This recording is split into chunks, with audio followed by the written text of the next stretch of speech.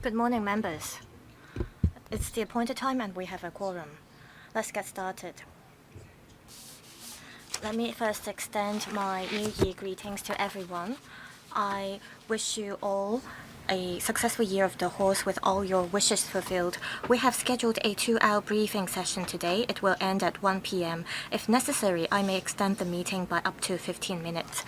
Welcome, FS, Mr. Paul Chen, Deputy Financial Secretary, Mr. Michael Wong, and Secretary for Financial Services and the Treasury, Mr. Christopher Ho. Members who would like to speak, please press the Request to Speak button.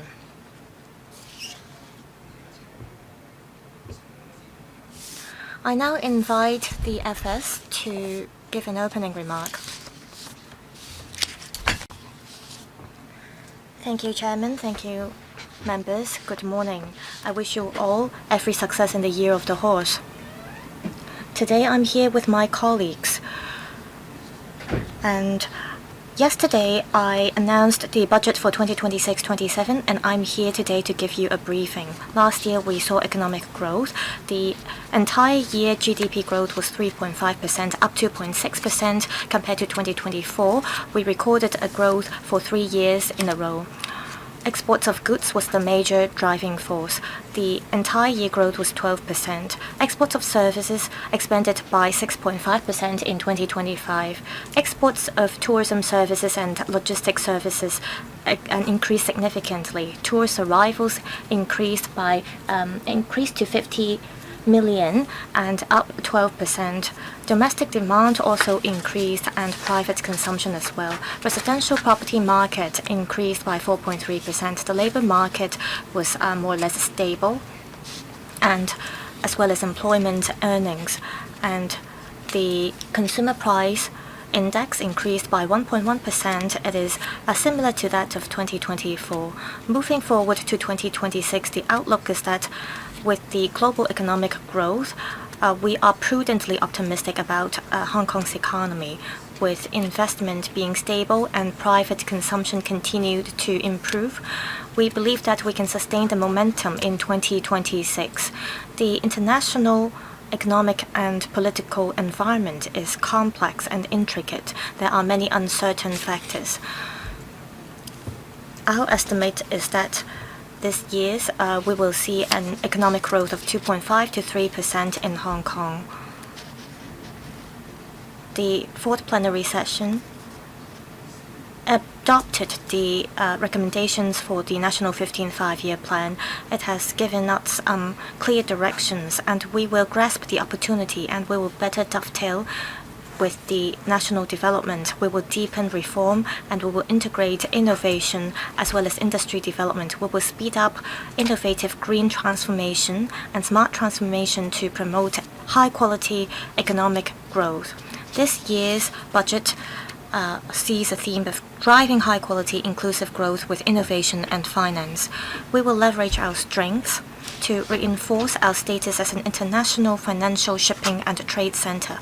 At the same time, we will actively build ourselves into an international talent hub as well as an international center. We will leverage our strengths to contribute to our country. We will speed up development in life and health technology. We will transform the R&D outcomes through platforms that integrates the collaboration of academia and research sector. We will promote new productive courses and new emerging industries.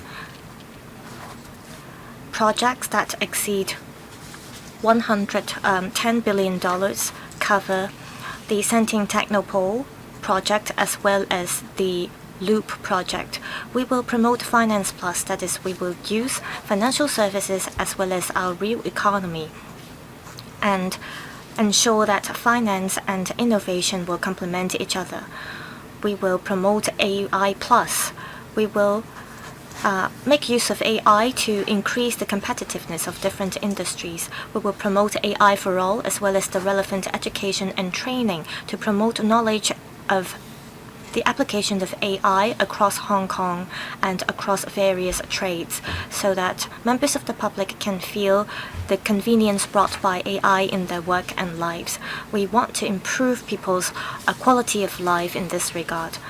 In the meantime, we will continue to strengthen education as well as medical services and elderly care services. We will support SMEs in a targeted manner. Taking into consideration the fiscal position of the government, we will, at an appropriate scale, increase relief measures. For example, there will be rates concession. We will, to eligible persons, disperse subsidies and allowances. We will also increase the basic allowance as well as the allowance for married persons. We will also invest in infrastructure development. The key is to increase the expenditure for public works projects. Therefore, we will increase bond issuance, especially long-term bonds, to support long-term infrastructure projects.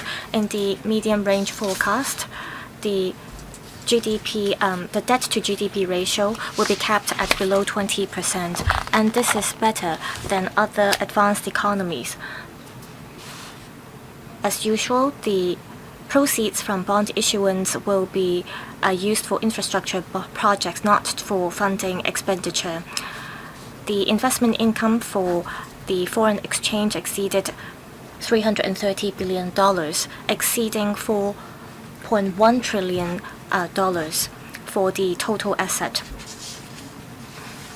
We will, under the premise of ensuring robust financial system, transfer the exchange fund to the capital reserve fund. We will transfer $150 billion. Last year, the SAR government set targets for 2026, 27, and 2028 and 29. We strive to return a surplus for the operating account as well as the capital account.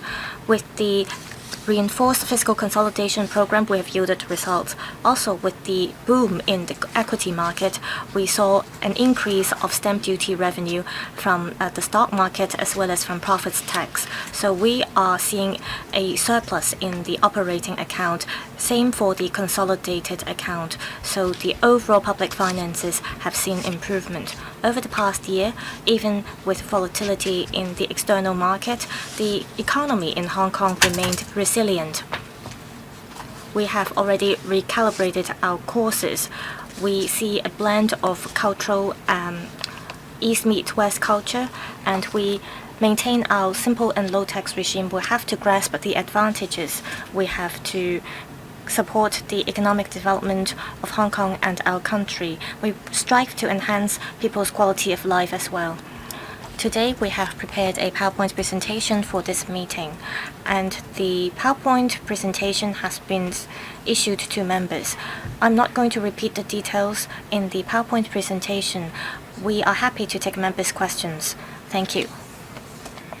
Members who are waiting to speak, there are 62 of them. In order to ensure fairness and that more members could raise questions, I will be stringent with the time. I'll give each member 4 minutes.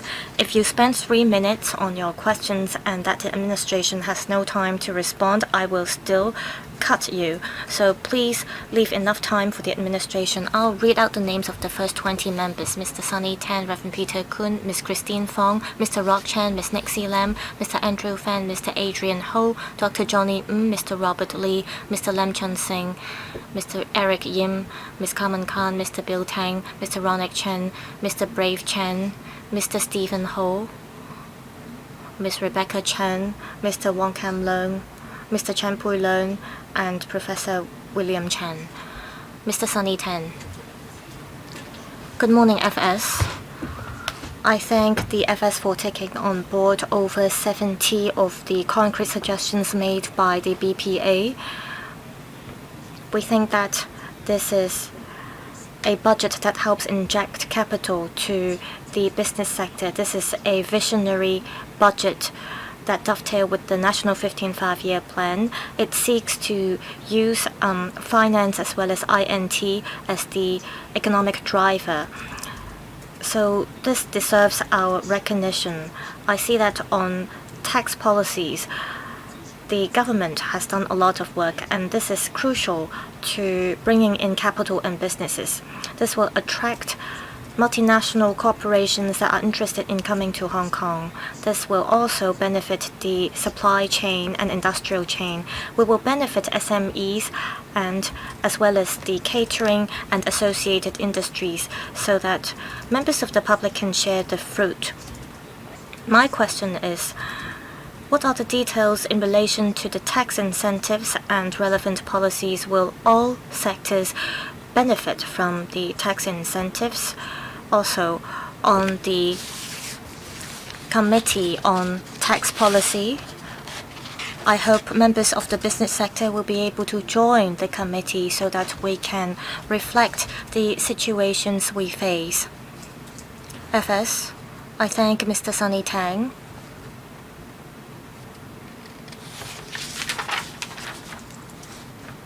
For this advisory committee on tax, we mainly focus on how we can make use of our tax policies as a competitive means to attract more businesses and capital.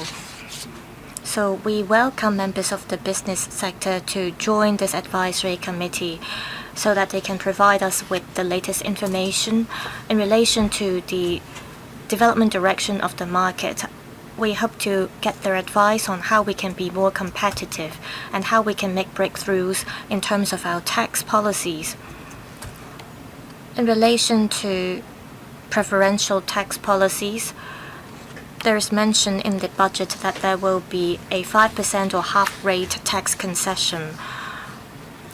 The purpose is to speed up the development of the northern metropolis and to bring in industry players to the project. We want to attract enterprises, especially those in the tech sector, the advanced manufacturing sector, to join the northern metropolis project. We will take into account the investment amount they can bring and how much they can benefit to our economy, as well as how advanced the technologies are when we decide on how much tax concession we will offer to them. There can be an in-depth discussion in this regard. In relation to co-investment as well as financial subsidies, these are all possible options. What matters is that they can make concrete contribution to Hong Kong. Next, Reverend Peter Kun.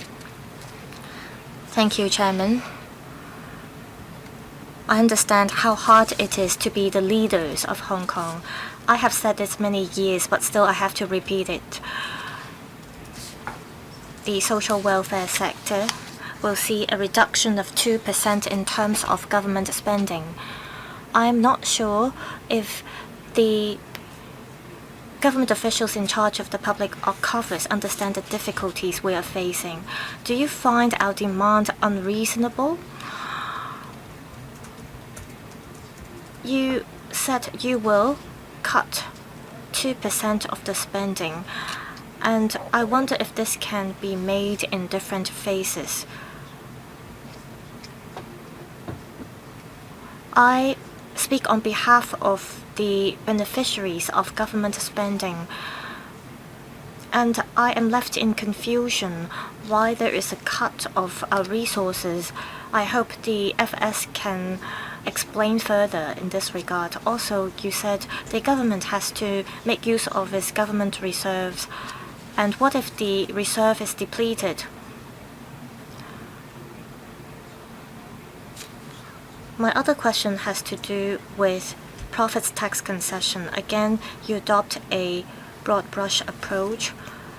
You will increase the levy by $1,500 for all organizations.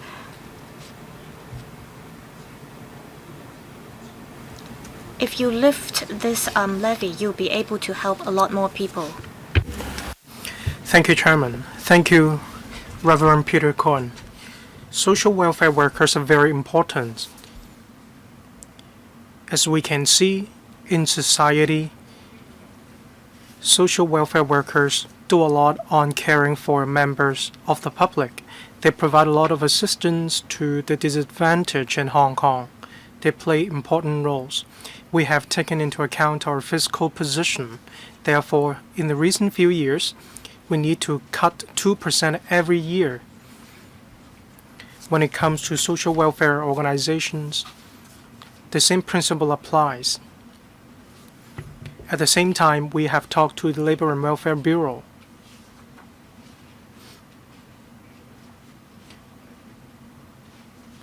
Of course, the Hong Kong government and different units will have to use some reserves.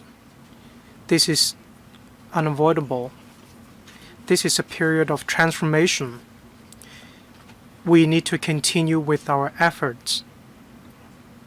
We need to fight for room for improvement. But when it comes to exceptional circumstances, the Labor and Welfare Bureau will take a look at the situation to identify any room for further assistance. They will be responsible for providing targeted support.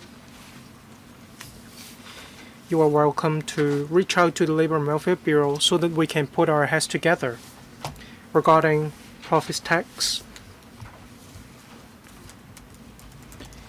against the current backdrop, different sectors want to receive assistance as well. We have seen improvement in our fiscal position.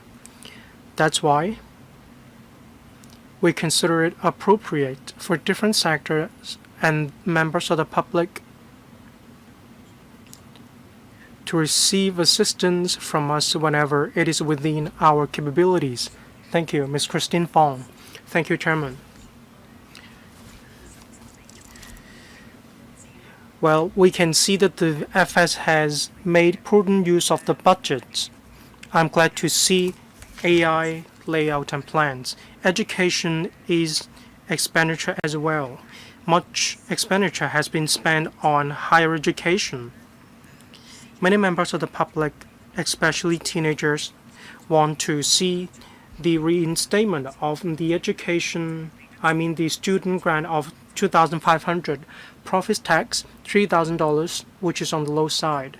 Society wants this amount to be increased to $5,000, including personal income tax.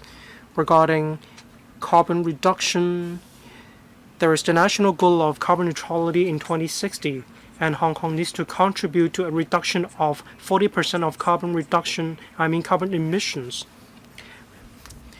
Regarding the possible impact on the transition to EVs owing to the cancellation of the one-for-one replacement program, what is the potential impact? Thank you. Thank you, Chairman. Thank you, Ms. Fong, for her views. Just now we talked about the student grant of $2,500. It was cancelled earlier on because the government wanted the subsidies to be more targeted. And the student grant of $2,500 didn't have any means test.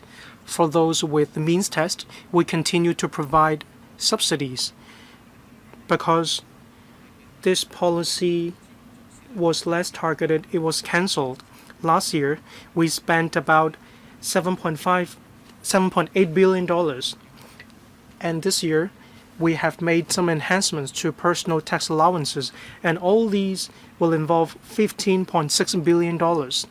Regarding personal tax allowances, basic and single-parent allowance, child and additional child allowances, all these have seen an increase. And this is expected to total $5 billion of revenue foregone. That is because the structure has been fundamentally changed. And this will involve $20 billion of revenue foregone. We have just seen surplus in our budget. We also need to spend money on infrastructure. This policy allows us to strike a balance. Regarding the one-for-one replacement scheme for EVs, we have been encouraging the change to EVs for a few years. In the past few years, we have been making adjustments. We have taken into account the advanced development of the technologies of EVs. EVs' functions have improved. There are a lot more models of EVs. EV comfort has improved a lot. There's been a drop in the price of EVs. Therefore, there is sufficient market competition. That's why it is not appropriate to use policies to support the change to EVs. It's not justified. And we're going to work on providing charging facilities, especially fast chargers and medium chargers. We'll work with the Environment and Ecology Bureau. We aim at improving the charging facilities all over Hong Kong. At present, for new EVs, about 70% of the new vehicles are EVs. Thank you. Next, Mr. Rock Chen. Good morning, FS. Good morning. In paragraph 91 of the budget, it is mentioned the bond issuance of renminbi. As for dim sum bonds, there were faulty contracts, and there were also issues in relation to dim sum bonds. Regarding some documents, they do not have actual legal binding effect. So I do agree that we need high-quality issuers of bond. In the future, when there is IPO, will the Hong Kong X SFC or even the Hong Kong MA be gatekeepers? They need to check the credit ratings on these issuers as well as the repayment capabilities of these issuers. Only then will they be allowed to issue bonds in Hong Kong, thereby strengthening protection for investors. In paragraph 94, BC, it is mentioned uncertificated securities market regime as well as T+1 for the market. I agree with these policies. Are there any concrete policy measures to render assistance? As for Category C brokers, will there be any assistance provided in order to help them with the transition? How can you help them address the potential systemic risks? Thank you, Chairman. Thank you, Mr. Rock Chen, for his views. Issuers of bonds or stocks, there are also some requirements. Reputation matters a lot in the financial market. That's why credit ratings, background, financial position, all these are factors that we take into account prior to the issuance of bonds and stocks. The Hong Kong X and the SFC are gatekeepers. In these issuance documents, there needs to be sufficient disclosure. Investors and companies will be in a better position to understand the risks that they will be facing.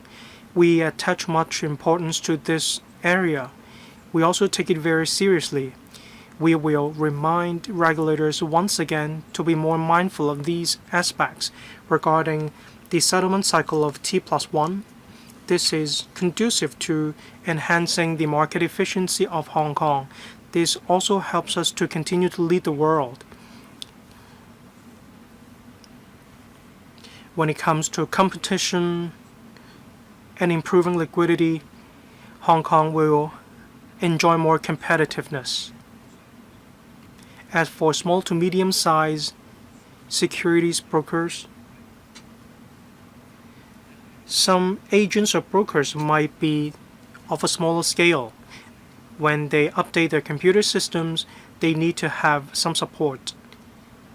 In this regard, we have urged the Hong Kong X to put some resources into this area. Whenever they can do so, they need to provide assistance to these brokers or agents. Thank you. Ms. Nixie Lam, thank you. Good morning, FS. Thank you for responding to the proposals of the DAB. That is the basic single parent allowance as well as the dependent parent grandparent allowances. Regarding the 20,000 newborn baby bonuses, this will come to an end in October this year. What factors will be at play when it comes to whether this policy will continue?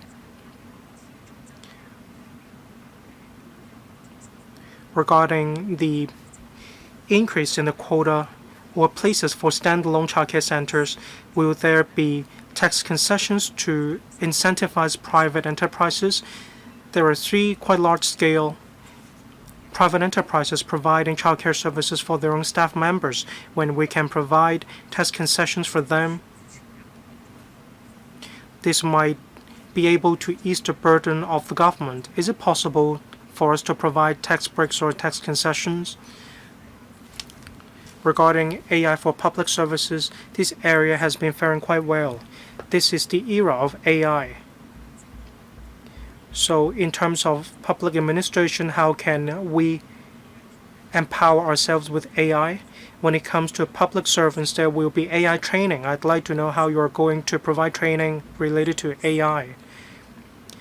Will you accord priority to improving the situations in which members of the public need to line up for long? Thank you. FS. Thank you, Chairman. Thank you, Ms. Lam. Regarding the newborn baby bonuses,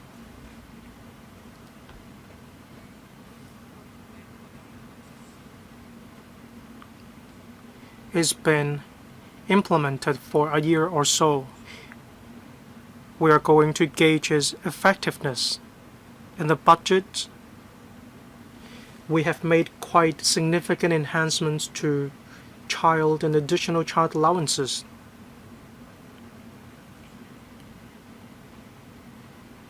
And these allowances will continue until the child reaches the age of 25. This is quite long-term support. When it comes to private childcare centers, we will study the feasibility of the suggestion floated by Ms. Lam. Within the government, tax concessions are considered to be incentives across different policy portfolios, but at the same time, we need to keep a close watch on our tax revenue. We need to consider the overall fiscal position of the government. When it comes to AI in public services, the Deputy for Chief Secretary for Administration is leading a team that is about enhancing the administration efficiency of the government using AI. That is the AI efficacy team.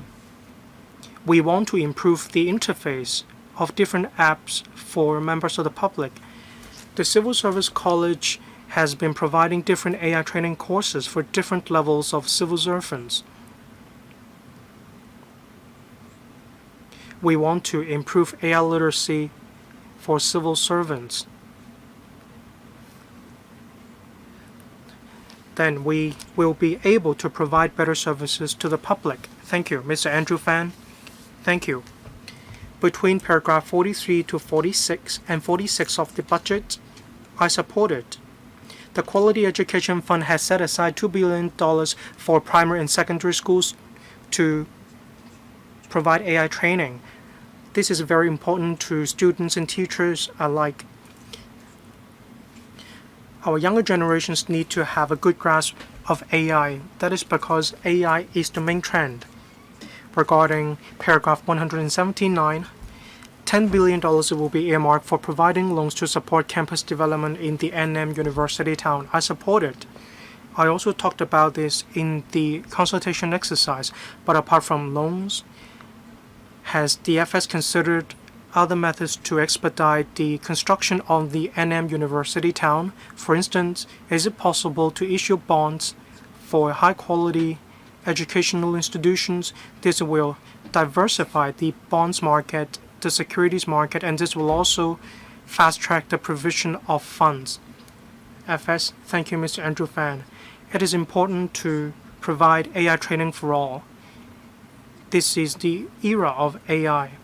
AI plays an important role in every one of our lives. We need to use AI well. We need to embrace AI. Apart from schools, we use different training. We provide different training courses through the Employees Retraining Board. We have been improving AI literacy and will continue to do so. Regarding NM University Town, we have earmarked some resources to this initiative. Universities, especially self-financing educational institutions or higher secondary institutions, when they need to construct a campus in the NM University town, they can ask the government for funds. They can borrow money from the government. We are more than willing to provide assistance. These universities need to collect funds to construct their campuses, and there's a wide array of methods for them to do so. What Mr. Andrew Fan mentioned was just one of the many options. We want to give universities some space for them to pursue their own development. When they have some proposals, we're willing to discuss with them. We are also willing to see how we can make it happen for universities. We will be discussing with universities to identify the best way forward. We need to use government resources well. At the same time, we also need to use market resources well. Thank you. Mr. Adrian Ho. Thank you, Chairman. I thank the FS for this budget. I very much support this budget. The government has yielded results in terms of improving public finances as well as promoting industry development, so I support the budget. I would like to ask about the 1-for-1 replacement scheme for EVs. Has the SAR government made an assessment of what the impacts will be on the EV market after the conclusion of the scheme? In the coming year, we might see a drop in terms of the number of EVs on the market. My question is, after the end of the scheme,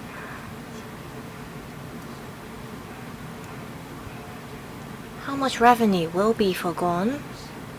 Also, will the government regularly review the impacts brought by the conclusion of the 1-for-1 scheme, and will you roll out policy measures to respond to the impact? FS, I thank the member for the questions. Over the past few years, the SAR government has offered policy support to the EV market. Over the past few years, we have seen improvement in terms of EV technologies. We're seeing an increasing number of suppliers of EVs. There has also been a wider range of models with greater performance. A lot of people told me they feel very comfortable sitting in new EVs. We have rolled out the scheme for quite a number of years, and we find it appropriate to cancel the scheme now. Public finance is not our consideration when deciding to cancel the scheme. We see that a lot of people are flocking to buy EVs before the cancellation of the scheme, so there might be a drop in terms of the sales of EVs in the near future. However, overall speaking, we see that people have high awareness of environmental protection. Newly registered cars, 70% of them are EVs.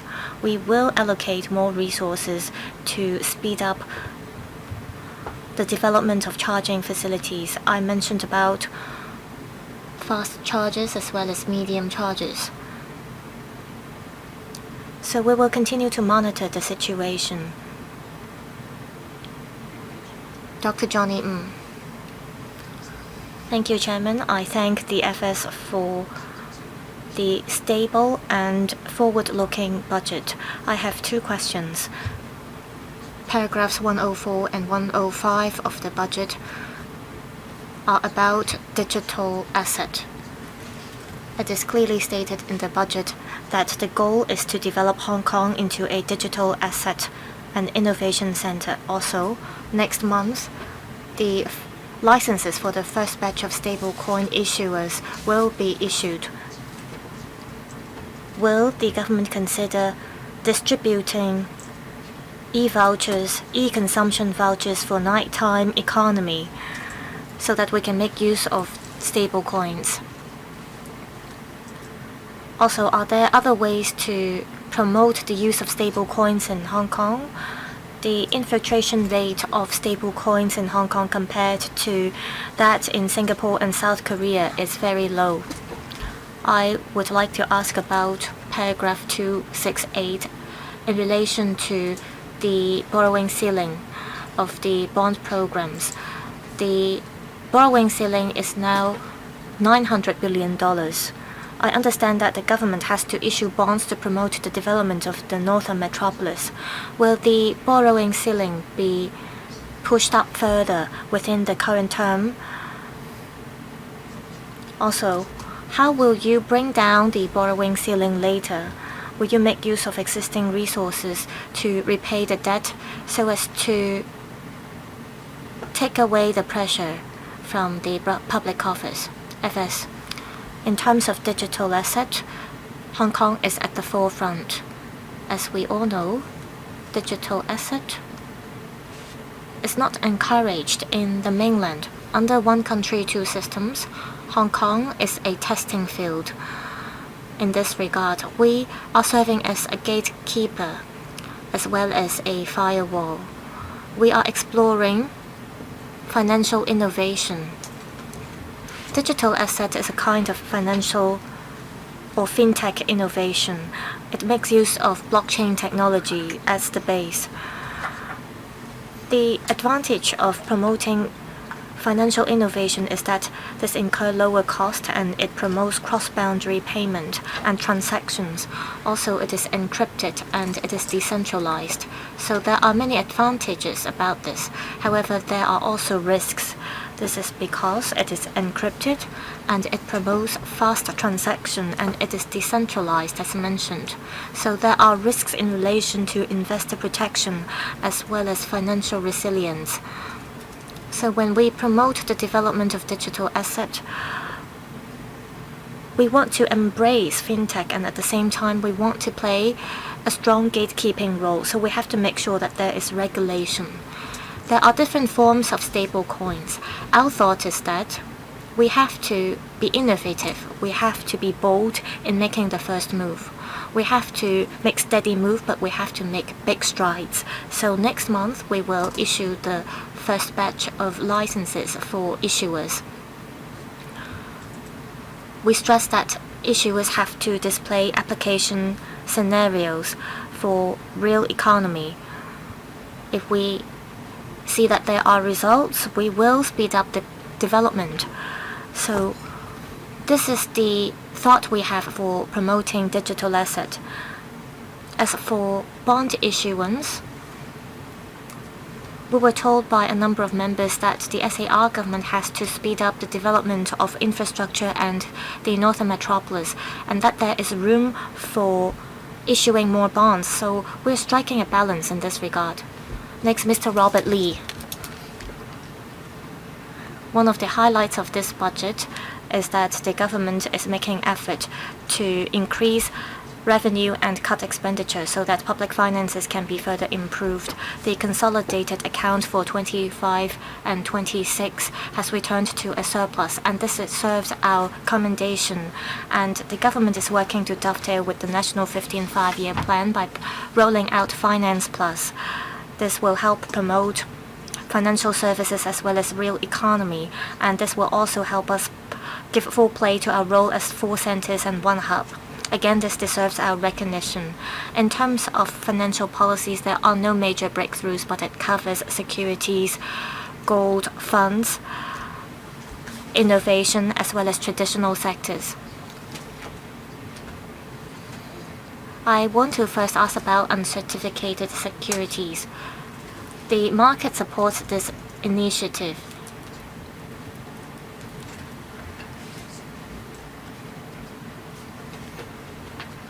How will you take into consideration compliance costs for the sector, and how will you ensure fairness if over half of the industry players will see a higher cost incurred? Will the government or members from the sector show that the costs together?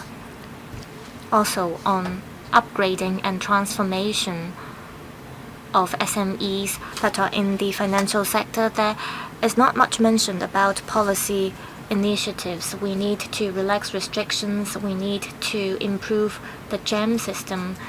It looks like there isn't enough support for them. I'd like to say that there are only 2 mentions of futures in this budget. In the past, there was mention about mainland government futures. A lot of futures that are connected with energy and precious metal can bring benefits to our economy. So can we attach more importance to futures as well as relevant derivatives? As for gold trading,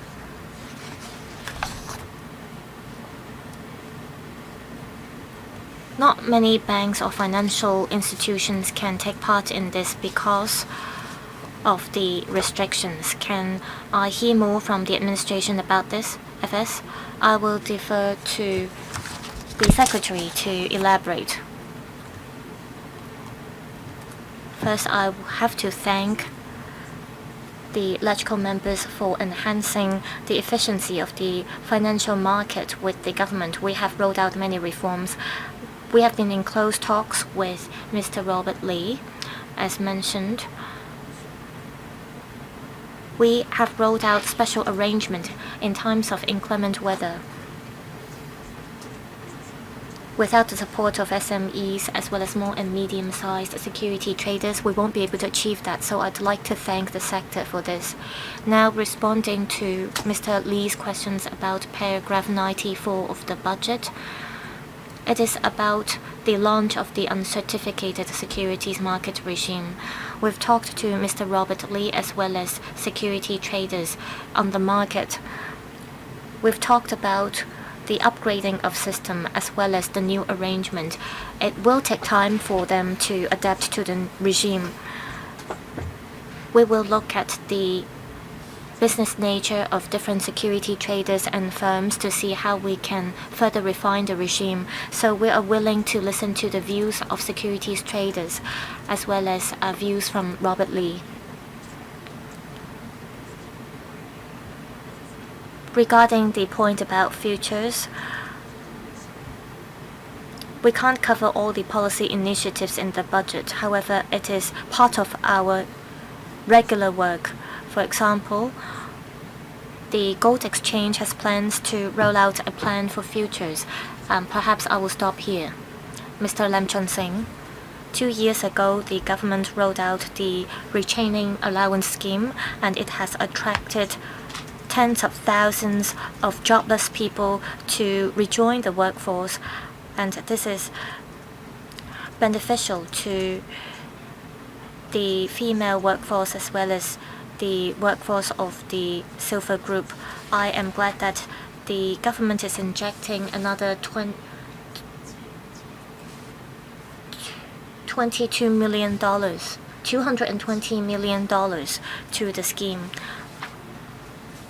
I hope there will be an enhanced version of the scheme. For example, a participant that works for a year can get the retraining allowance, and if the employee continues to work for a second year, will there be more allowance after it has joined the workforce on a regular basis? It will benefit the economy. For trades that encounter difficulties in recruitment, will you give them this allowance to attract people to join the relevant trade? How can you make better use of this scheme to enhance the labor participation rate in Hong Kong? FS. I thank Mr. Lam Chun Sing for the questions.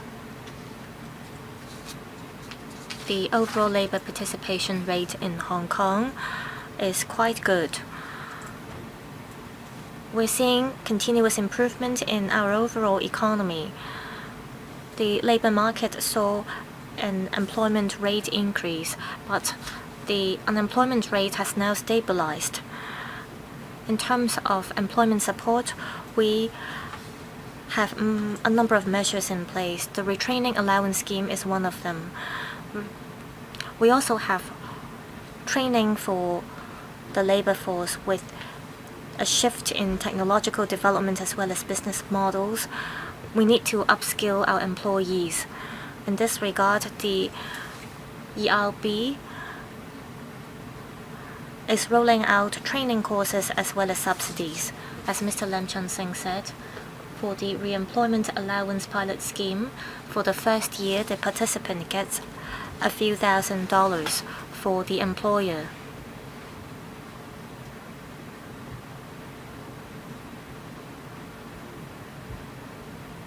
Many trades require resources from us, and we strive to strike a balance, and we will continue to review the effectiveness of the scheme. Next member, Mr. Eric Yim. Thank you. Good morning, FS. We are glad to see that the operating account of the government has seen a surplus. This shows that the government is making prudent use of financial resources. In the latest budget, I thank the FS for continue to hand out sweeteners. There are enhancements to dependent parent and grandparent tax allowances. Quite many taxpayers in Hong Kong, their parents live on the mainland. The government is encouraging elderly people in Hong Kong to retire in the GBA or other mainland cities. The parents or grandparents of taxpayers in Hong Kong are living out of Hong Kong, and there are certain expenses for these taxpayers in Hong Kong.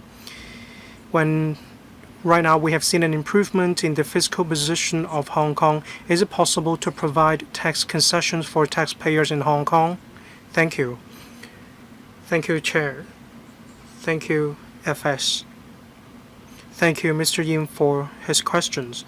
The government supports the elderly care services of elderly people in Hong Kong. We support their decisions if they want to retire in the mainland. After all, there are different factors at play. Living costs, living environment, all these are quite good in the mainland.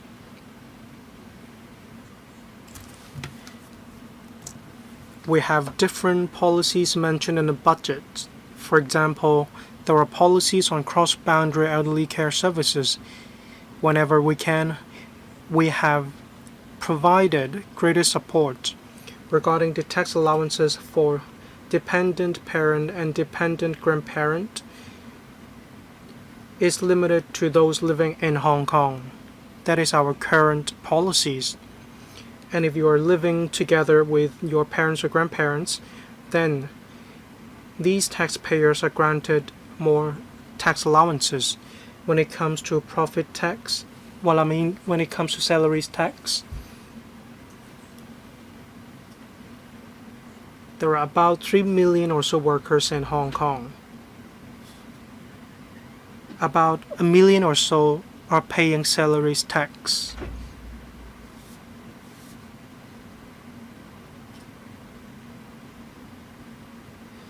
There are impacts from these adjustments.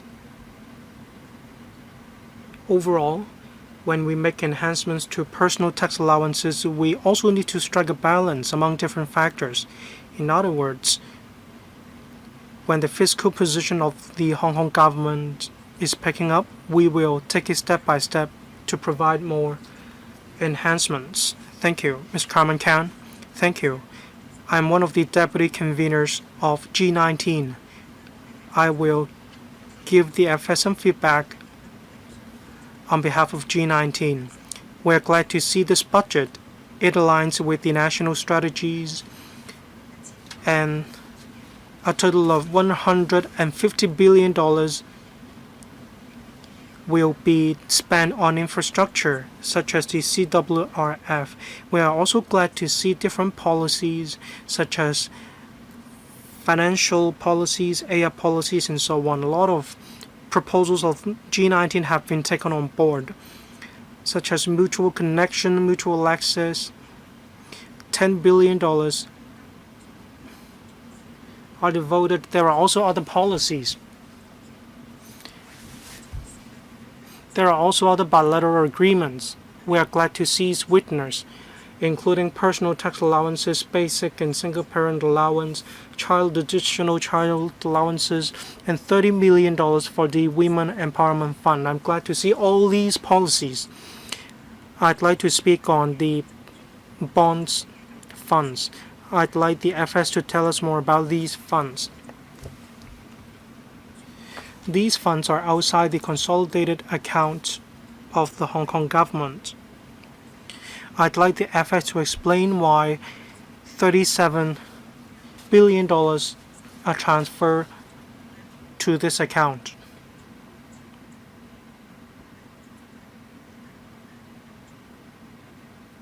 They will be replaced by other funds. As mentioned in the PowerPoint slides, a lot of these funds will expire towards the end of this year. I'd like the FS to explain.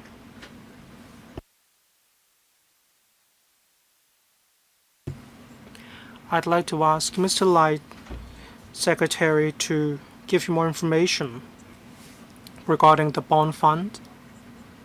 It was established in 2009. It was set up through the resolution of the Legislative Council.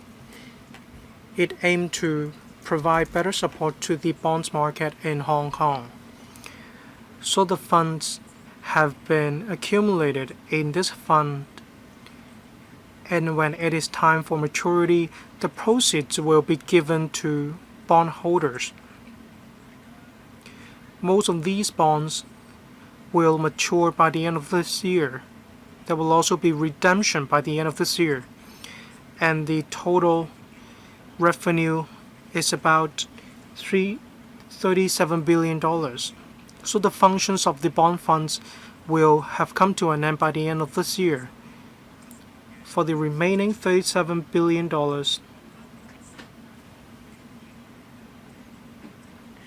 we will transfer it back to the operating account of the Hong Kong government.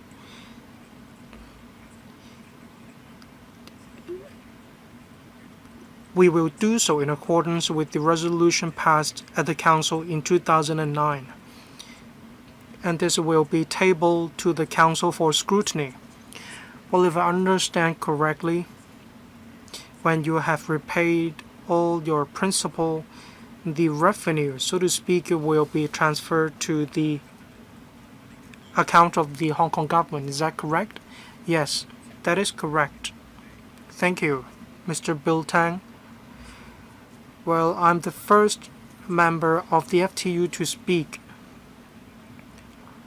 I have one piece of feedback, one view, and one question on the budget.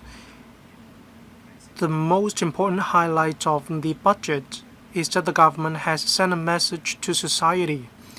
The overall economic situation and fiscal position of the Hong Kong government are picking up. On the last occasion, the government was facing a deficit, and I can say that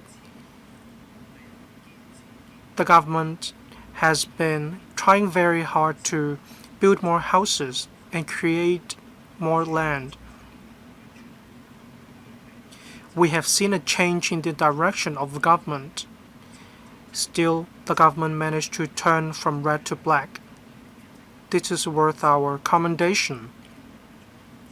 All policies need to create job opportunities for locals. We need to accord priority to locals first. We need to go by this principle. We need to accord priorities to local workers. We also need to review the existing manpower policies. In sectors with a higher jobless rate, we need to adopt a flexible and dynamic approach. We need to provide more support, or we even need to call a halt to imported workers. This is definitely the better approach, and I'd like to speak on One for Court as well. I thank the government for setting aside $8 billion to handle matters in relation to the One for Court blaze. Last Saturday, the rehousing arrangements for One for Court were announced. 70 Wang Chi Court residents contacted me. they want the government to consider expanding the rehousing arrangements to Wang Chi Court residents as well. However, $4 billion of the funding for Wang Fu Court doesn't cover Wang Chi House.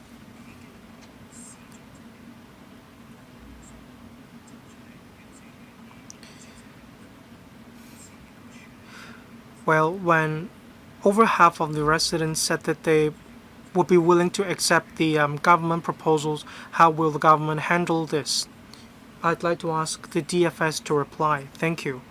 $6.8 billion of the total acquisition price. This amount covers 7 blocks only. If Wang Chi Court residents have reached a major consensus, well, we can cover it as well. That is about expenditure of $9 to $10 billion.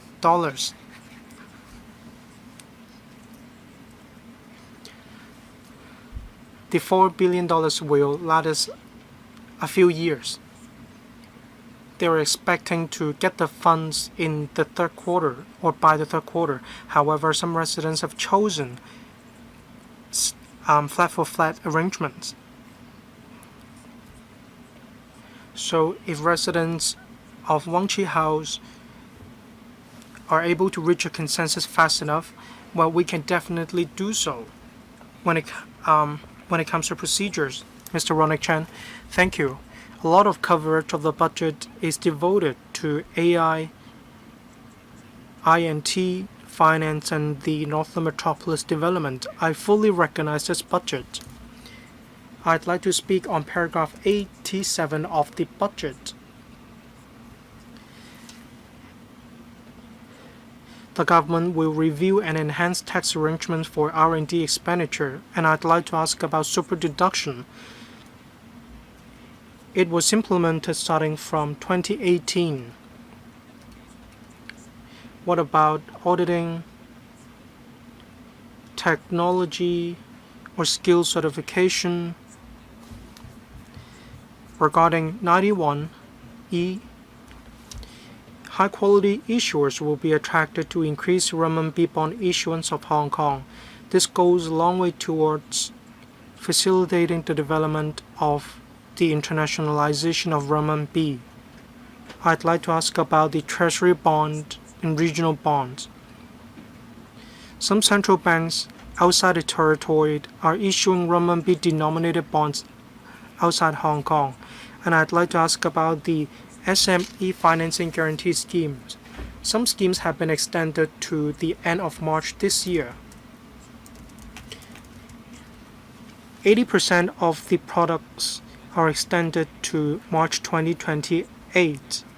I'd like the FS to explain once again why 90% guarantee product wasn't included. Thank you. Regarding the tax deductions for R&D plans, R&D expenditure, we have taken into account the inclusion between Hong Kong and the GBA. We need to make good use of the resources of both places. We need to work together with the GBA. That's why there are regional constraints. We need to consider relaxing the requirements, and we also need to guard against abuse. We adopt a territorial principle when it comes to collecting taxes. For money earned outside Hong Kong, we cannot levy tax. This is a principle that we need to take into account. We have considered the importance of INT development and cross-boundary research and development. We are willing to take a closer look at the situation. As Mr. Ronald Chan just now mentioned, for skill certification auditing services, can they be factored in? Well, we will take a look at it when we review it. Regarding renminbi bonds, how can we attract more issuers to increase renminbi bond issuance in Hong Kong? Well, when they issue bonds In Hong Kong, they will have to use renminbi. We are the second largest economies around the world. The percentage of trade export stands at about 14 to 15%. There is much room for using renminbi. In this regard, we encourage bond issuers to come to Hong Kong. We want them to enrich the pool of renminbi. At the same time, we can support the internationalization of renminbi. Last of all, regarding 80% guarantee product, when the economy is picking up, we need to continue to work on these relief measures, but on the other hand, some measures will be halted. The bad debt rate of the 100% loan scheme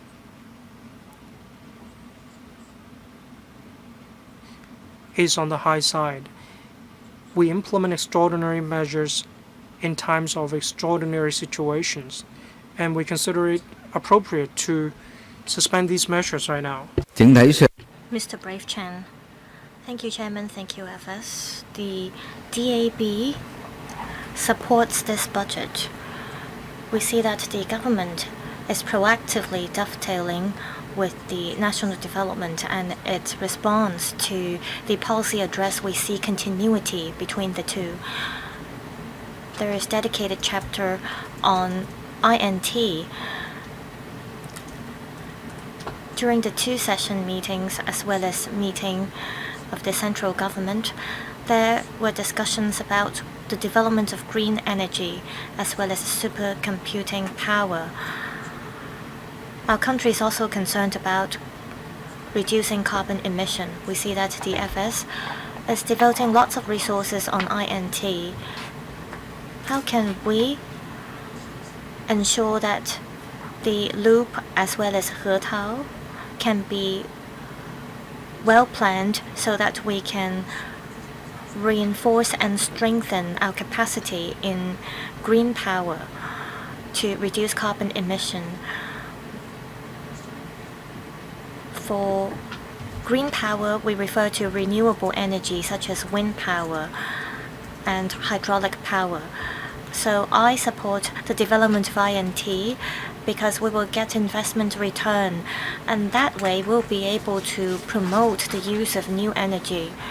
Also, the government is pressing ahead with the Northern Metropolis project. How can you ensure investment return?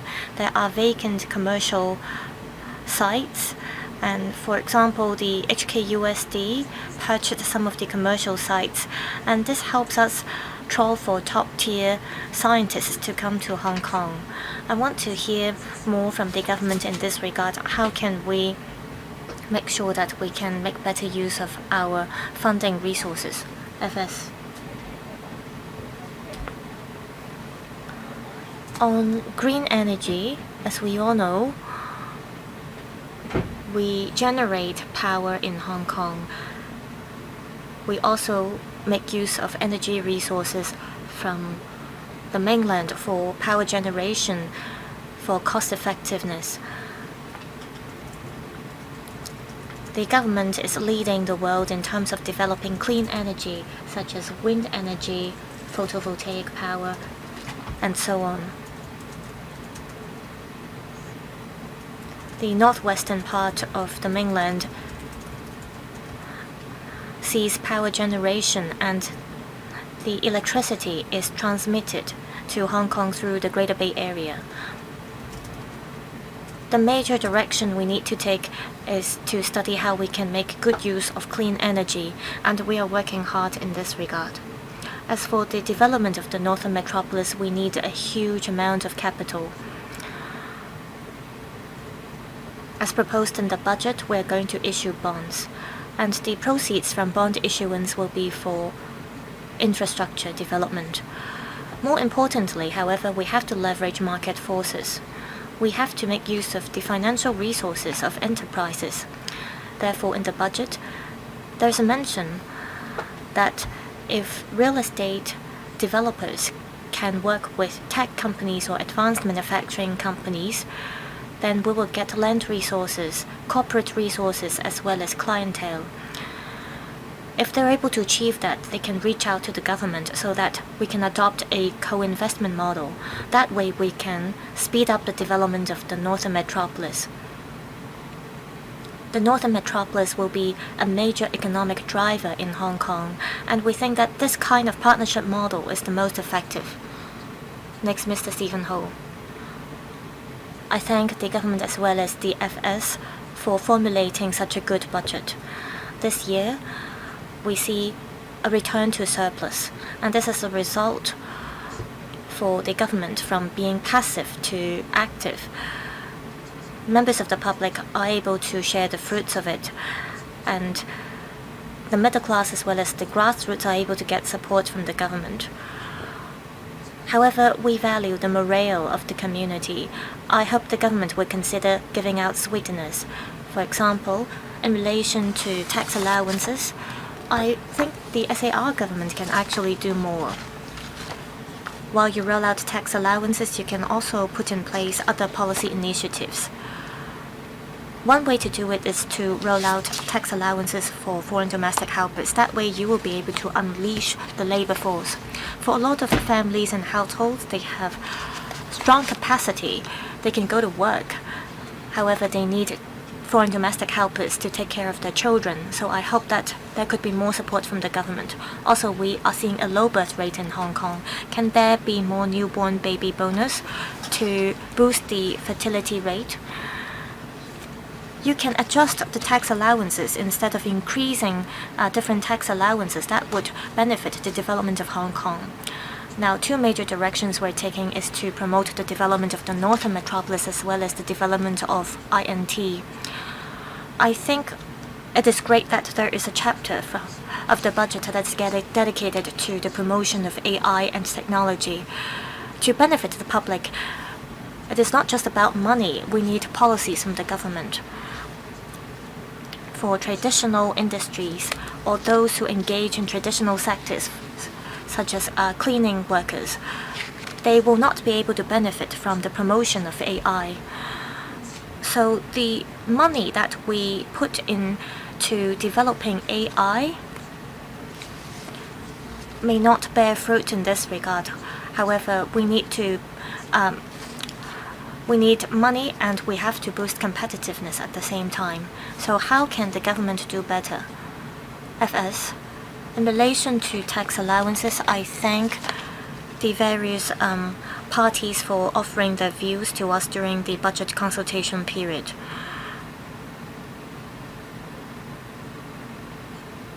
We have just seen an improvement in our public finances. There are external risks, however, and at the same time we have to allocate resources to boost the development of the Northern Metropolis. At this stage, there is limited room for us to roll out other policies. How can we benefit the maximum number of people? The final decision is that we are going to adjust the tax allowances. There is a budget every year. And we jot down all the views we get. We want to do it step by step. As mentioned by Mr. Stephen Ho, we will spend $7.8 billion on, for example, tax allowances as well as tax concessions. We will see about $5 billion of tax revenue foregone with the adjustments to tax allowances, and together we will see $13.1 billion of revenue foregone. And with the $7.8 billion we spend, the total amount foregone is about $20 billion. So we have already tried our best. The measures that you propose, we will explore them at the next stage. As for the use of AI in public services, we have heard your views. We will study this with the relevant government departments in detail. We will see how, as we take forward the work, we can cover people from all walks of life. Next, Ms. Rebecca Chen. I thank the FS for the budget. I support your decision in investing in future as well as in INT. I would like to focus on the expectations of the middle class as well as the general public. Just now there was mentioned that there was cancellation of the student grant as well as the newborn baby bonus. Now I'd like to focus on the healthcare sector because we have got many complaints in this area. In relation to elderly healthcare voucher scheme, the government is focusing on developing primary healthcare to adopt a prevention-oriented approach. Since 2014, elderly healthcare voucher still stands at $2,000. We have seen increase in healthcare expenditure, and you are simply extending the elderly healthcare voucher scheme for 2 years as a reward. Elderly healthcare voucher can actually benefit the healthcare sector. You might as well add at least $500 to the elderly healthcare voucher. That way, elderly people will be able to feel the support given by the government. As for the Guangdong residential care scheme, each person gets $10,000 for consultation. However, for those living in Hong Kong for 22 years, they are getting only $2,000 for the healthcare voucher. Now, for the funding you injected to the hospital authority, you are giving them $103.1 billion, up 2.9% year on year. I support the injection of funding. However, the funding should be allocated to public healthcare services to increase the service quality. According to the HA, over the past year, the expenditure reached $100.7 billion, and the staff cost was $65.8 billion. One of the directors saw an increase of pay of 15%, and the annual remuneration was $6.36 million. Can you guarantee that there will be an increase of pay for frontline staff and that the services that they deliver will be improved? We do not just want to benefit the management. We want the general public to feel that there is an improvement in public healthcare services. Also, you are spending money on the second 10-year hospital development. We are still waiting for the 9,000 some hospital beds. The second 10-year program has just started. We hope that the money devoted can be put to good use. FS, I thank Ms. Rebecca Chan for the comments. The Health Bureau has recently adjusted the fees for public healthcare services. We shouldered 90% of the healthcare costs in public healthcare sector. Regarding the point about elderly healthcare voucher scheme, this year,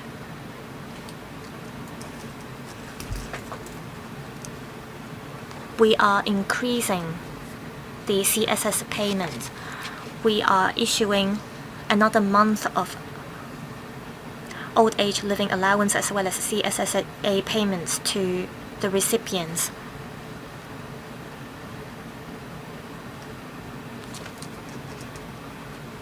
We are disbursing another month of old age living allowance, and at the same time, you said that we're only giving $2,000 for the elderly healthcare vouchers. We're adopting a multi-pronged approach, and we try to benefit as many people as possible. After making compromises, we decided to adjust the tax allowances so that more people can benefit from our initiatives.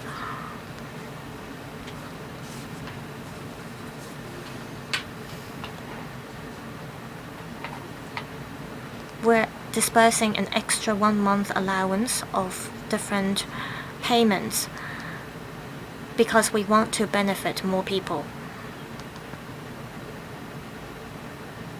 for the elderly with an extra 1 month allowance. We hope it could help.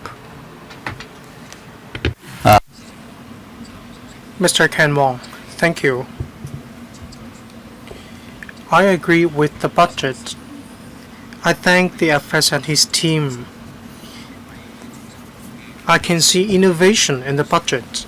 When it comes to the development of AI, I can see the stronger determination and a more proactive plan of the administration. When it comes to promoting INT, indeed, the direction is correct. This has laid a strong foundation for the future competitiveness of Hong Kong. $50 million are devoted to promoting AI for all. Providing AI training for teachers of secondary and primary schools matters. Apart from providing training courses, will the administration consider being more proactive?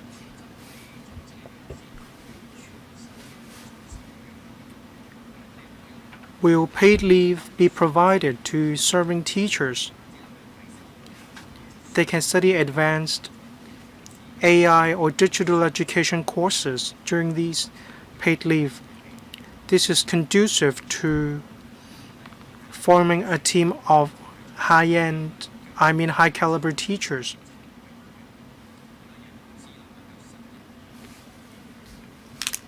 In the budget, it talks about establishing committee on AI plus an industry development strategy. I'd like to know the target of this committee, and I'd also like to ask about the timeline of the work of the committee.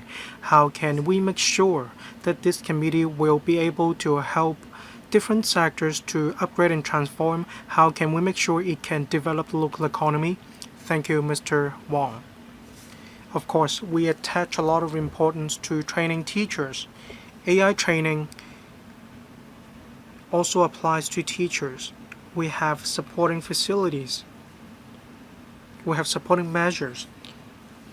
Well, regarding paid leave for teachers to study AI and digital education, we need to study it more carefully. I believe Mr. Wong can liaise with the Education Bureau. You can engage in more in-depth discussions with the Education Bureau.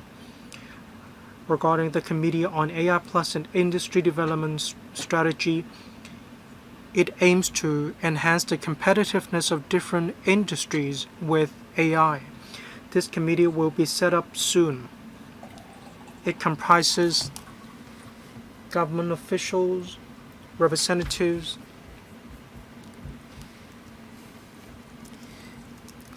there will also be experts from outside the government.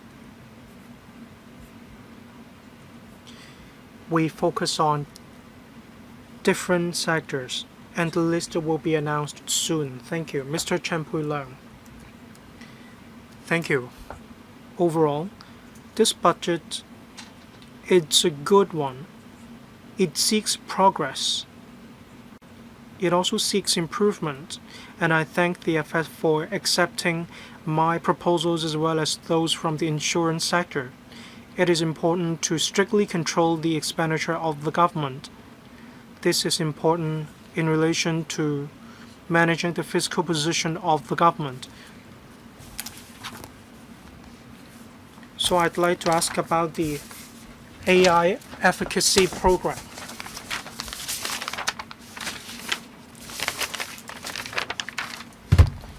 $11.7 billion can be saved with this scheme. So I'd like to know whether we can achieve this. $7.8 billion can be saved. In other words, $15.9 billion will be saved.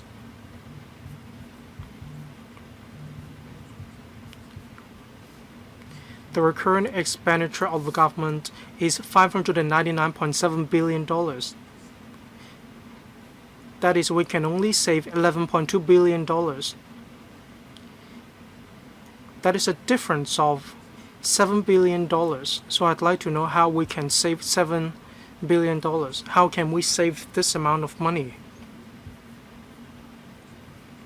Thank you. I'd like to ask Mr. Andrew Lai to give you more information. Thank you. Yes, Mr. Chen's understanding is correct.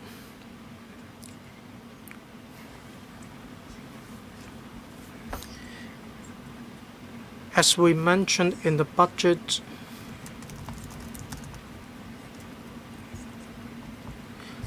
not all areas of expenditure will be cut.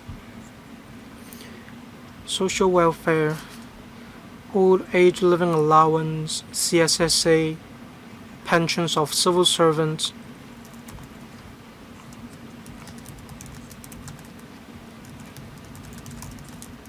every year about $100 or so billion are involved, and they won't be affected by our cuts on expenditure.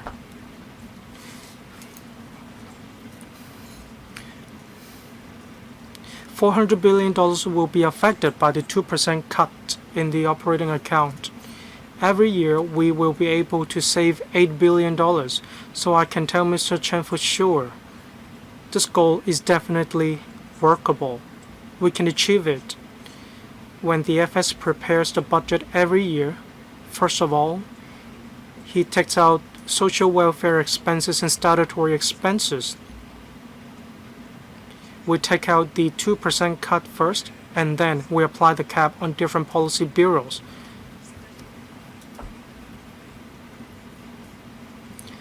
In the financial year 2025-26, apart from the 2% cut,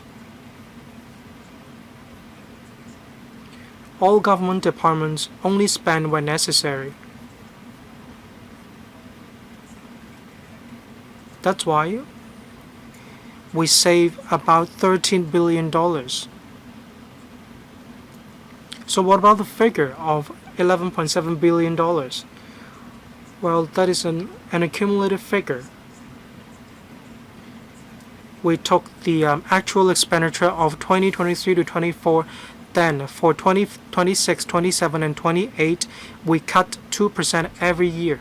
Thank you, Professor Chen Wenkong. Thank you. I'd like to follow up on Chinese medicine development. I thank the FS for accepting our proposals. The Chinese Medicine Development Fund will receive an additional injection of $500 million. I can see that the government attaches a lot of importance to the development of CM, that is Chinese development. However, apart from injections into the fund in order to develop the high-quality development of CM, we also need to ramp up publicity efforts, especially those in relation to international promotion. That is exactly how we can show the strengths of CM to the world. This will help us tap overseas markets for CM. This will also allow us to attract high-quality enterprises from overseas to set up a presence in Hong Kong. I'd like to ask the FS, will you draw reference from the CEDB's policies, that is, they have a task group on going global? Will you coordinate with different policy bureaus such as Invest Hong Kong, Trade Development Council? Will you set up a platform to help CM organizations and CM enterprises to go global? This is a way to promote the development of CM so that it will become a new growth area for the local economy. This will also help Chinese medicine of our country to go global.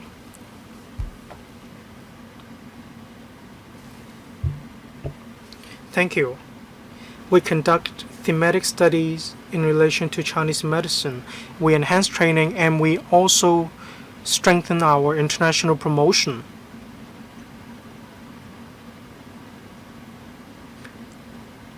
Whether it be CEDB or other organizations that work on international promotion, they provide support. We need major stakeholders in the industry to work together. We are more than willing to steer this kind of work. Any follow-up? No. Thank you. Mr. Perry Yu. Thank you.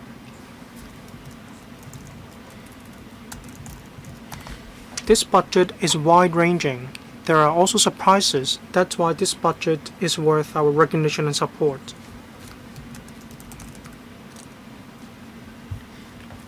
Many policies in the budget promote the high-quality development of local tourism. This also helps us to attract tourists to come to Hong Kong. When it comes to night views in Hong Kong, the Symphony of Lights has been around for 2 decades or so. Victoria Harbour night views are world-renowned. When we don't use the Symphony of Lights, we're going to go for light displays to attract more tourists. We need to be innovative so that travelers will not find it boring. Travelers will keep coming to Hong Kong. I support this initiative. In Kowloon facing Hong Kong Island, many government buildings or buildings are darker on their facades. The government offices, Hong Kong CEC, commercial buildings, will resources be provided to these enterprises and buildings to decorate the buildings? Is it possible to put on light displays on the buildings? Regarding International Aviation Hub, I'd like to ask the FS some questions. We need to consolidate the International Aviation Hub. We need to sign more aviation agreements to improve the competitiveness of Hong Kong. We also need to promote differentiated development, and we need to develop the idea of the airport city. Is there any concrete mechanism to develop this area? We have been having good coordination and collaboration with Zhuhai Airport. We have injected capital into the Zhuhai Airport in 2024. Is it possible to expand this initiative to Bao'an Airport in Shenzhen? Is it possible to collaborate with Shenzhen? Well, just to declare, I'm on the board of the airport authority. Thank you. Thank you, Mr. Yu. Just now you talked about different buildings.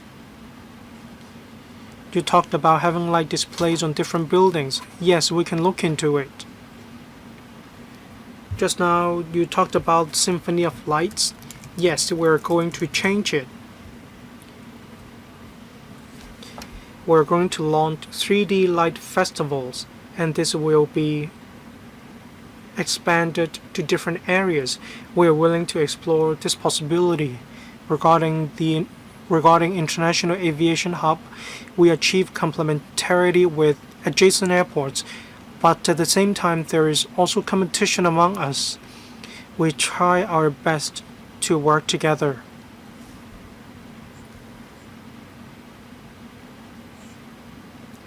It is important to enhance the competitive edge of Hong Kong. We also need to enhance passenger and cargo throughput. Just now you talked about right of airways.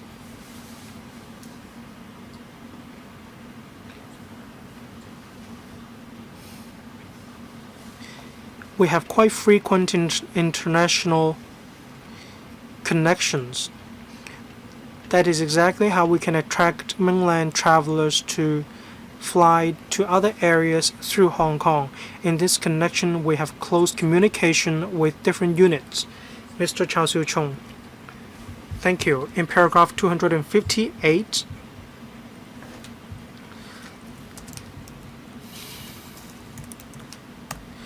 the government talked about the productivity enhancement program.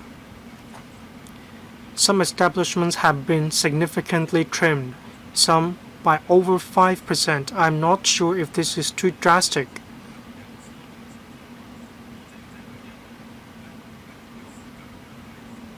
At the same time, these departments significantly trim their staff size, especially the frontline contract staff.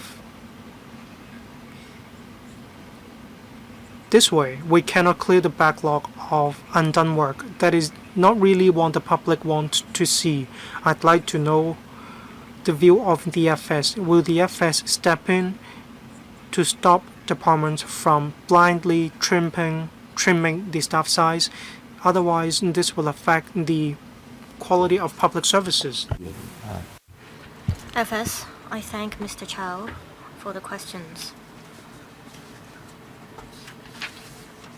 As we implement the productivity enhancement program, each government department has to contribute, and our requirement for government departments is the same.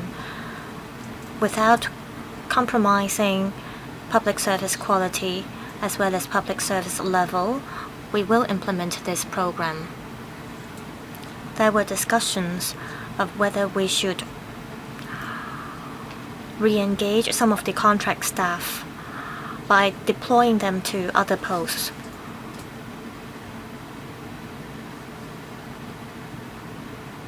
If Mr. Chow is of the view that we should make discretion in terms of selecting contract staff, please let us know and offer your views. However, we think that each government department has to work hard to reduce expenditure. And in the meantime, we think that it is important for us to make use of AI and other technologies.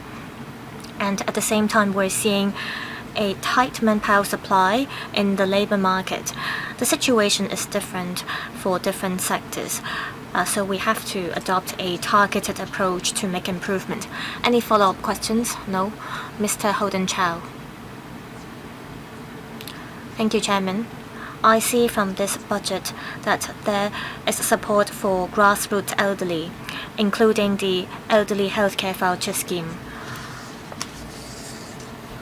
I have said this many times in the past. The threshold for the healthcare waiver at public hospitals should be increased to cover those aged 65 or above, as well as those who are getting the old age living allowance. There is no mention in this budget regarding this suggestion. While this is not touched on in the latest budget, will there be room to increasing the threshold in the future? For elderly people, they have to fill out a form, a 20-page form, to apply for the medical fee waiver. Will you streamline the relevant application procedure to benefit the elderly applicants? Now turning to the Operation Building Bright 2.0 scheme, I am glad that you have taken on board the views offered by the DAB. And thanks to this, we are seeing a resumption of the Operation Building Bright scheme. Many local residents welcome this scheme, but they are concerned about the application threshold. Some owners of old building apartments said because of some technical reasons in the last round of the scheme, their applications were not approved. So for those whose applications were rejected in the previous round because of technical reasons, how will you accommodate them in this latest round of the Operation Building Bright scheme? FS, I thank Mr. Holden Chow for the questions. Mr. Chow mentioned about healthcare services for grassroots elderly. There are two aspects to his comment. First, can we increase the threshold for medical waiver to those aged 65 or above and those who are getting the old age living allowance? We have to follow up on this with the Health Bureau. The second aspect to his comment is about the application procedure. We have heard your views. We will think about how we can further streamline the application in this regard. We are working on this. As for the Operation Building Bright scheme, the Development Bureau will later announce the details of the scheme. In short, it is important for us to carry out repair and maintenance works for old buildings because we want to enhance building safety as well as to provide a comfortable living environment for people. That's why we are injecting $10 billion into the scheme. We're also injecting $1 billion to the lift modernization subsidy scheme. For buildings with incorporated owners, they may reach out to the Urban Renewal Authority for help. As for those without incorporated owners, the URA as well as the HYAB can offer support as well. Overall speaking, we want to make good use of resources to improve the living environment for those living in old buildings. Next, Mr. Chris Yip. Thank you, Chairman. Here I'd like to thank the FS for this comprehensive budget.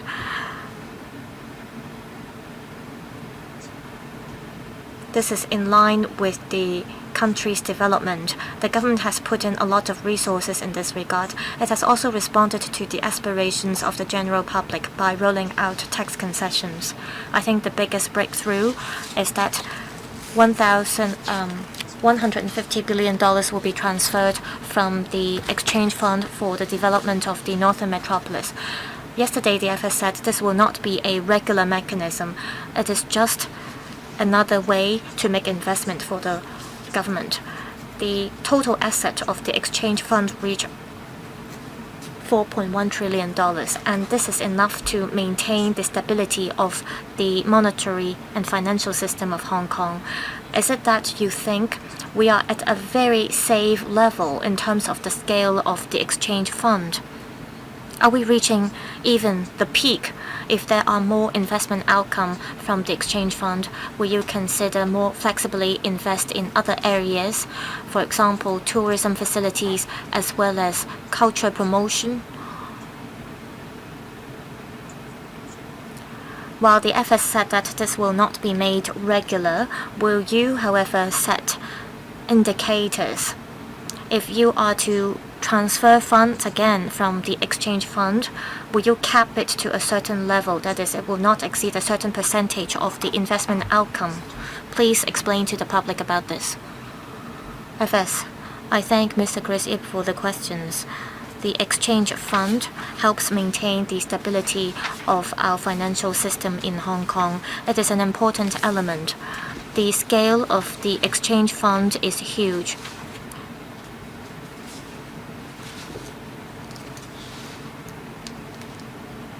The balance of the exchange fund stands at a few $100 billion. We have the linked exchange rate system, and so when capital comes in, it is deposited into the exchange fund. So over the years, the accumulated balance of the exchange fund is about a few $100 billion. Last year, we saw a considerable amount of investment income from the exchange fund, which reached $330 billion. At the same time, we have to develop infrastructure in the northern metropolis. We have to bring in enterprises as well as industries for the development of the northern metropolis. So this is one major consideration. Given that the exchange fund is performing so well, we decided to transfer half of the investment income from the exchange fund starting from year 2026 to 27. This is for investing in the infrastructure of the northern metropolis. This will facilitate the bringing in of enterprises, and this will also help boost government revenue. That's why I said this is not going to be a regular move.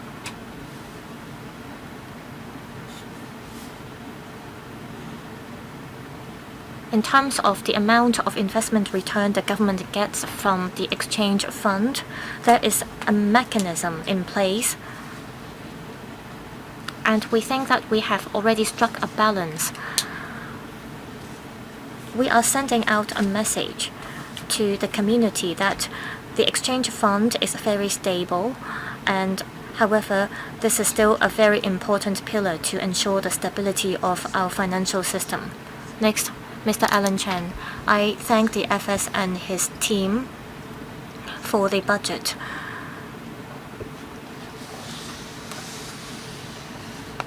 We are able to sustain the good momentum, and we will be able to pursue economic growth further with the surplus. We have to invest in long-term planning as well as the future. So I commend this budget. Under the National 15th Five-Year Plan, our country's goal is to develop itself into a strong nation in finance and INT. If we do not invest in the Northern Metropolis now, when should we do so? The FS proposes policies to reinforce our status as an international financial center. At the same time, we have to build ourselves into an international INT center. Central is like Wall Street in the US. We also have an area that can serve as the Silicon Valley. We have many young talents as well as engineers. I have a couple of questions. We have 19.9% in terms of our public works expenditure. In Singapore, the percentage is much higher. That is 236%. In Singapore, that's 178%. Why don't we suspend completely the Khao Yu Chau Artificial Islands project? It is located in the eastern part of Lantau. It was called East Lantau, but in fact it is located in the western part of Central. It should be part of a Central CBD. Should we reposition the Khao Yu Chau project so that we can further develop our financial industry? There is no extra land in Central to develop the financial industry. So should we reposition the Khao Yu Chau project? The Khao Yu Chau project is very important. If you want to get to the airport, you can go from Kowloon, and you can also go from Tuen Mun. Khao Yu Chau is the only channel that connects the Hong Kong island with the airport. If we delay the progress of this project, will there be risks of traffic congestion on the way to the airport? Last question. On our equity market, Section 18A and Section 18C are very useful. Will we take the initiative to attract businesses to get listed in Hong Kong? SK rose 75% from South Korea, and for chip companies in Taiwan, they're doing very well as well. FSI believe that Khao Yu Chau may not be discussed today at this meeting, so you can decide whether you want to respond to the question. I thank Mr. Alan Chen for the questions. Currently, we are focusing our resources to press ahead with the Northern Metropolis project. That's my first point. Second, the member mentioned about Khao Yu Chau project. Apart from land supply as well as commercial site, we need transport links. We are focusing our resources on the Northern Metropolis, so we are shelving the Khao Yu Chau Artificial Islands project. As for transport connection, we have other plans and thoughts. There are alternatives to the Khao Yu Chau project to improve the transport links. Once our studies become mature, we will discuss this with the community. Next, Mr. Kingsley Wong. Well, I'd like to add one more point. In terms of the question about equity market, the Hong Kong Stock Exchange is attracting different companies to get listed in Hong Kong. Same for Oasis. Mr. Kingsley Wong, I support this budget. This is a prudent but aggressive budget. It proposes compressing costs, and at the same time it proposes investing into infrastructure and INT. I support the idea of issuing bonds to expand our investment. I see that a lot of areas require resources. In the coming year, there will be changes in the recurrent expenditure. It will increase from $40 billion to $50 billion. 6 years ago, the government undertook to make contribution to MPF funds for low-income employees. It will cover 600,000 people, involving about $2 billion of expenditure. I understand that with the current fiscal position, the government may not be able to do that. With more significant improvement in our public finances, perhaps next year the government could make contribution to MPFs for low-income earners. This will cover about 600,000 people of the labor force. It is an important policy to alleviate poverty. So will this be a priority for the government in the future? FS, thank you. Thank you, Chairman. Thank you, Mr. Kingsley Wong.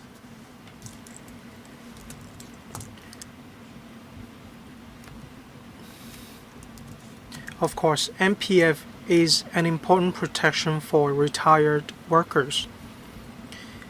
Just now, Mr. Kingsley Wong talked about $2 billion of projection, and for sure, this is a long-term commitment. It's not whether we will implement so in 1 year or not. We must think long and hard about it. It's a long-term commitment. We have noted Mr. Kingsley Wong's view. Thank you. Mr. Andrew Lam. Thank you, Chairman. Resources are finite, but we need to help industries to pursue development. The government needs to provide ample opportunities for different sectors to pursue development. In order to encourage economic structure transformation, I agree that we need to focus on AI, life and health, technology, new industrialization. We also need to provide different policies, matching services to help different sectors. If we are to introduce these enterprises to the Northern Metropolis, is there any concrete policy portfolio of the administration? Can the FS tell us more about this? No matter how many resources you are going to put into the NM, still development takes time. The Hong Kong Investment Corporation Company will work with different companies to attract high-quality investments to Hong Kong. I support it. I'd like to know what target enterprises, or actually what target sectors, are on the list of the administration. Thank you. FS, regarding policy packs for attracting enterprises and talents or enterprises, it's all about granting land premiums, or other tax concessions. Any tax breaks? 50%? 5%? Are there any financial subsidies, assistance? The government is a minor shareholder. Will we make investments as well?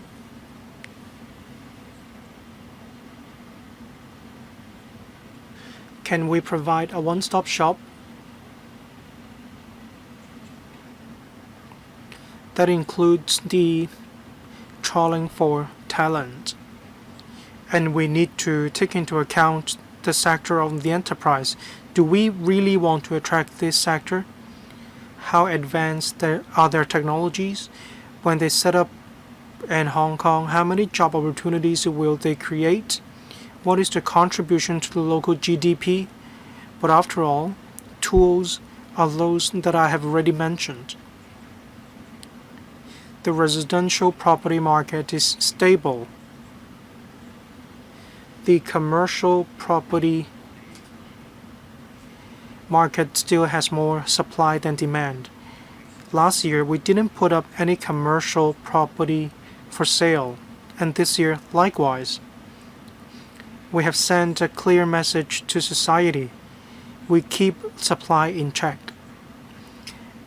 When there are appropriate projects, you can turn them into hostels, and we can provide assistance to help you in doing so. And for Oasis and Invest Hong Kong,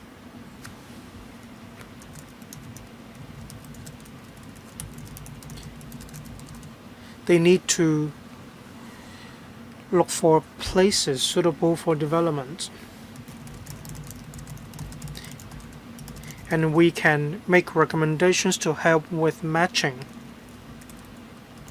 We can also help these enterprises to adapt to the local situation faster. We want to connect them to the local ecosystem. We want to form a local ecosystem. We don't want them to conduct business on their own. After all, hard tech, AI, health tech, these are the focuses. New materials, new energy, can we cover them as well? Well, technically, they may not be appropriate, but we keep our mind open. We take forward our policies with a strict attitude.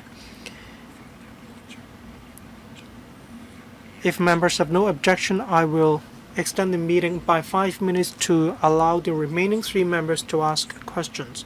Dr. Thomas So. Thank you. In this budget, the FS has devoted quite a lot of coverage to talk about the 15th Five-Year Plan. This year marks the opening year of this plan. It also talks about investing in future with AI+. I agree.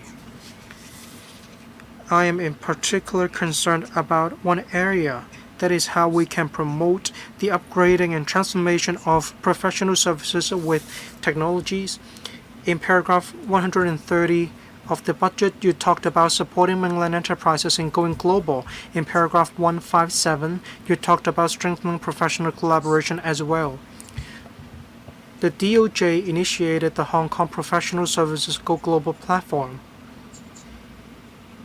It collaborated with professional services sectors in supporting mainland enterprises to go global with Hong Kong as their preferred platform.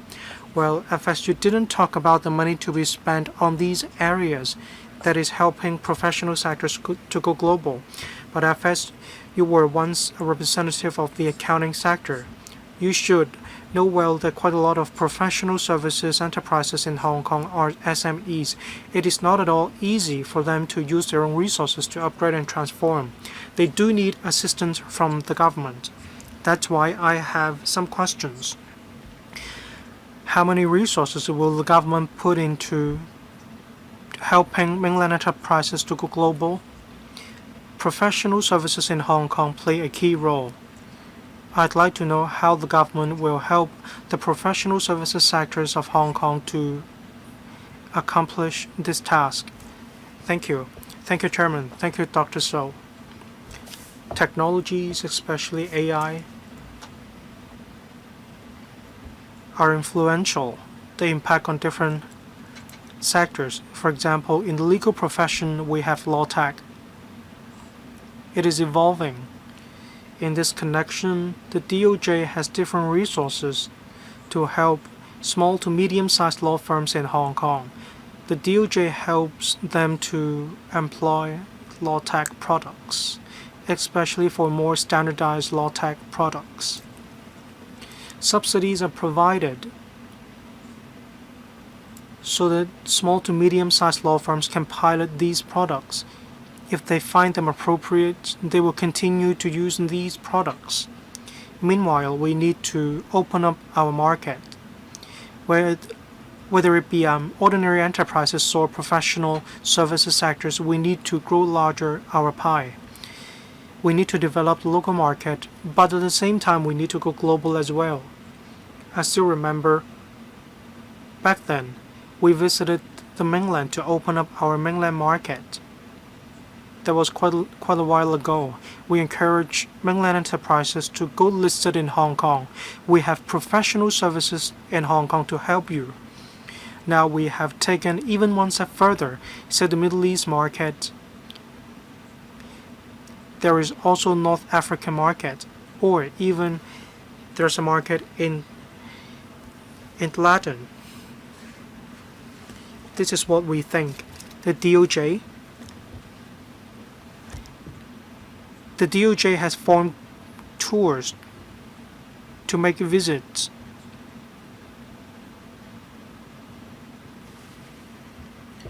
They are a group. When these enterprises come to Hong Kong, they need accountants, they need lawyers as well. That's why the DOJ leads multiple professional services. The CEDB and the Trade Development Council will also organize tours. We adopt a multi-pronged approach. There are different tours for different professional services companies or organizations. If you're interested, then we can go on tours with you. Firms and enterprises need to take money out of their own pocket as well. And we believe this is actually a good investment on their part. They can knock on the door, they can look for investment opportunities. Several years ago, we went to the Middle East, and now you can see the fruits of success. Money keeps coming back. This is our investment. Thank you. Mr. Stanley Ng. Thank you, Chairman. The FTU responded to the budget delivered by the FS. We think the budget boosts the local economy. It improves people's lives. That's why we welcome this budget. I'm going to focus on two areas. One, regarding the SME financing subsidy scheme. That is the 20 billion scheme. The bad debt ratio is quite high. In Q4 of 2028, the bad debt ratio stood at 18.67%. Against this backdrop, the government still needs to invest $200 billion, $20 billion, bringing the total investment to $310 billion.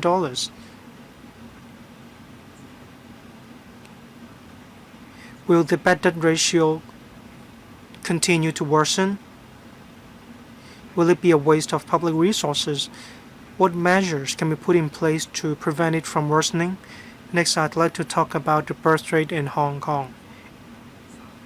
It's been dropping. In the Policy Address 2023, there was a newborn baby bonus of $20,000. The birth rate did see an increase owing to the impact of the year of the dragon. However, afterwards, starting from 2025, it's been dropping.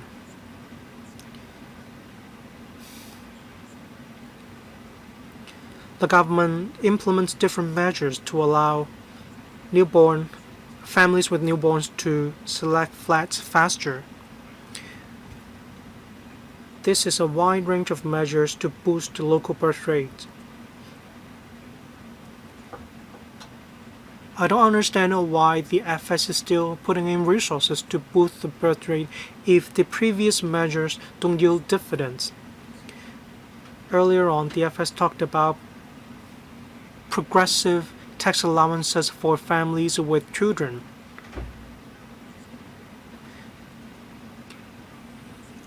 Now we have a figure of 0.8, which is actually on the low side, and we need it to increase to 2.1.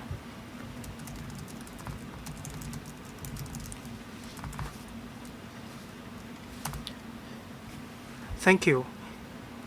Regarding the SME financing scheme.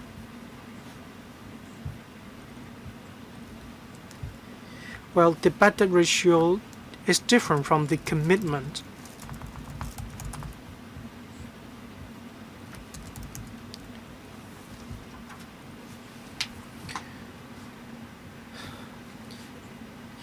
There was the pandemic and there were also trade wars. That's why some sectors were under pressure during the period of economic transformation, hence the increase in the bad debt ratio.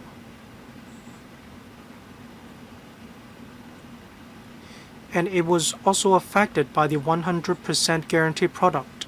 Usually, the bad debt ratio for 80% or 90% guarantee product isn't as high. Now we're going to extend the 80% guarantee product. In other words, the applicants will still have to be responsible for 20%. That's why they have to stay cautious as well. Whenever there is bad debt, and when banks need to collect it, they will follow up on the matter as well. We are taking a cautious look. Even if there is bad debt,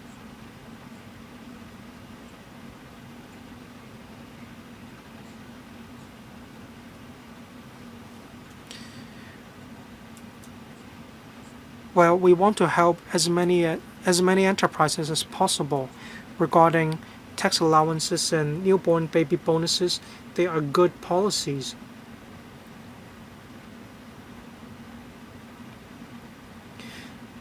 But we need to balance this incentive with other policies. Of course, raising a child is a pleasant experience, but at the same time it is long-term commitment, including their education, growth, and so on. Now our economic situation is picking up. As I mentioned, if we make enhancements to personal tax allowances, this will benefit even more people, and the effect will be even more significant.